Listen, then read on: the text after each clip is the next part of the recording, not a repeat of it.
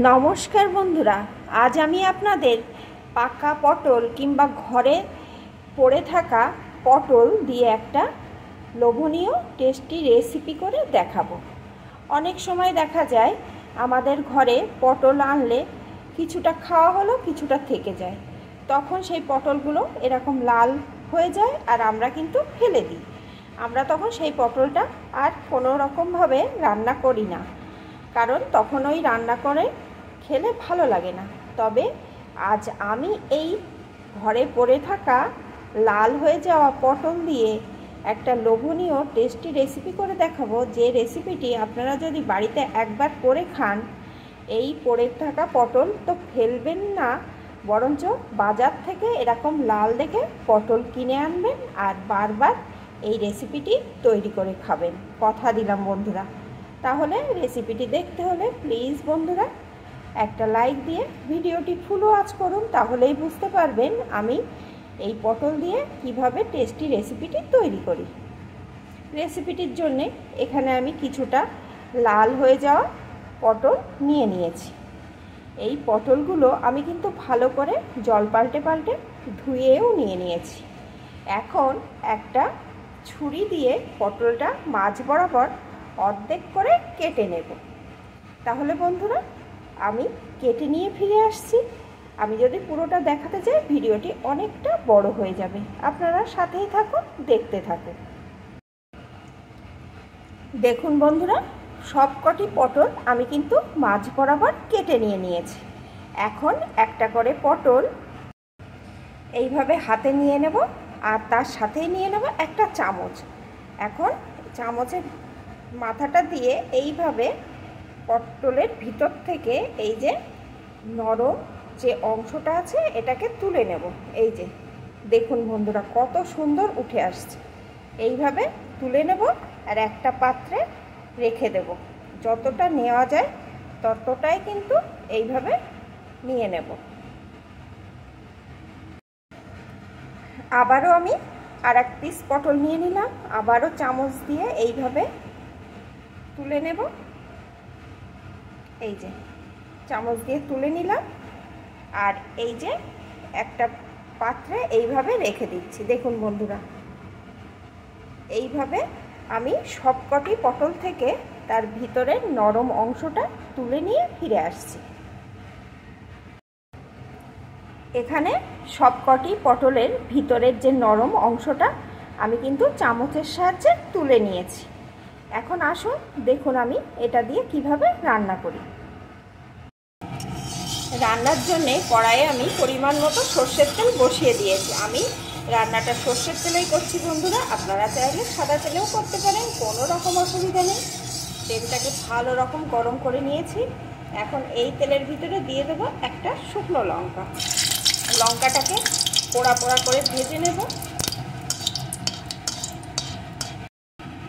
লঙ্কাটা একদম পোড়া পোড়া করে ভেজে নিয়েছি। এখন এর ভিতরে দিয়ে দেবো একটা পেঁয়াজ কুচি।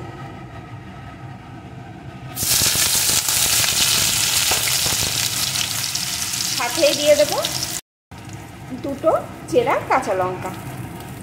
এখন এগুলোকে একটু ভেজে নেব। আপনারা চাইলে এর ভিতরে 2 কোয়া রসুনও কুচি করে বা থেতো করে দিয়ে নিতে পারেন। যারা রসুন খেতে পছন্দ করে তারা দেবেন, তবে রসুনটা না দিলেও কিন্তু খুব টেস্টি হবে। আমি আজ কোনো রকম রসুন দেব না।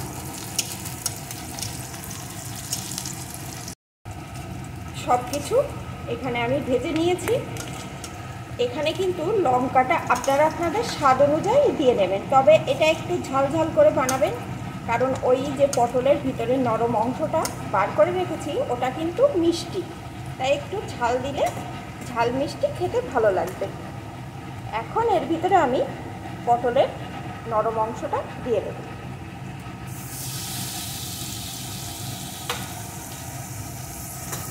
এখন কিছুক্ষণ এইভাবে নাড়িয়ে রান্না করে নেব। এখনই কোনো রকম লবণ হলুদ কিছুই দেব না। এইভাবে কিছুক্ষণ নাড়িয়ে রান্না করে নেব, তাহলে এটা কিন্তু একটু কমে যাবে। আর এর জলটা কিন্তু শুকিয়ে নিতে হবে, লবণ দিলে আরও জল বার হবে। তাই প্রথমেই কিন্তু জল পেস্টটা শুকিয়ে নিয়ে তারপরে লবণটা দিতে হবে।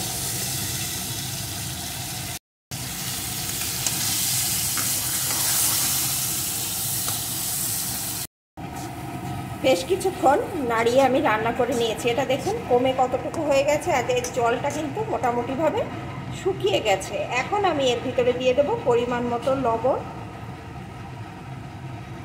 একটু হলুদ গুঁড়ো। হলুদ গুঁড়ো না দিলেও চলে, কারণ যেহেতু হলুদ রঙেরই আছে, তবুও আমি একটু দিয়ে দিলাম। এখন এইভাবে নাড়িয়ে নাড়িয়ে সমানে রান্না করে নিতে হবে। এখন কিন্তু না নাড়ালে তলায় লেগে যাবে। এটা নাড়াতে নাড়াতে একদম শুকিয়ে নিতে হবে। এর ভিতরে একটা আঠালো ভাব যতক্ষণ না চলে আসে।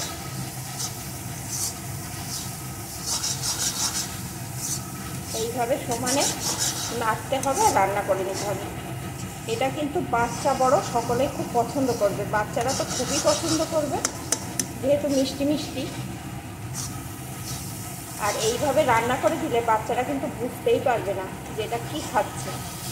অনেক বাচ্চারা পটল খেতে চায় না, আপনারা যদি এইভাবে রান্না করে দেন একদম চেটে চুটে খেয়ে নেবে।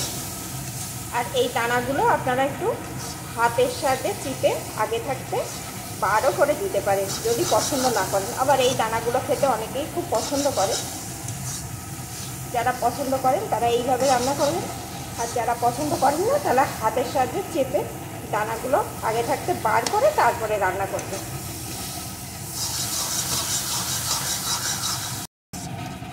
লবণ হলুদটা দেওয়ার পরেও আমি বেশ কিছুক্ষণ কিন্তু নাড়িয়ে নিয়েছি। দেখুন বন্ধুরা, আরও কিন্তু কমে গেছে, আর সাইড দিয়ে কিন্তু তেলটা উঠে এসছে। আর এই যে খুন্তির গা দেখলে বুঝতে পারছেন একটা আঠালো ভাবও কিন্তু চলে এসছে। এখন কিন্তু এটা আমার পুরোপুরিভাবে রেডি। গরম ভাতে এরকম একটু এই পটল থাকলে আর কোনো পদ লাগবে না, অসাধারণ খেতে হয়। আপনারা যারা কাঁকড়া চিংড়ির ঘিলু ভাজা খেয়েছেন তারা তো তার টেস্টটা জানেন। সেই কাঁকড়া চিংড়ির ঘিলু ভাজার থেকে এটা কিন্তু কোনো অংশে কম যাবে না। এটা কিন্তু খুব ভালো লাগে। আপনারা তাহলে বাড়িতে পড়ে থাকা পটল আর ফেলে দেবেন না, এইভাবে রান্না করে খাবেন। কথা দিলাম বন্ধুরা, বারবার এইভাবেই তৈরি করে খাবেন। এখন এটা আমার রেডি, আমি নামিয়ে নেব। বন্ধুরা কালারটা দেখুন, কত অসাধারণ কালার এসছে। আমার রেসিপিটি আপনাদের কেমন লাগলো প্লিজ কমেন্ট করবেন, ভালো লাগলে লাইক শেয়ার করে দেবেন।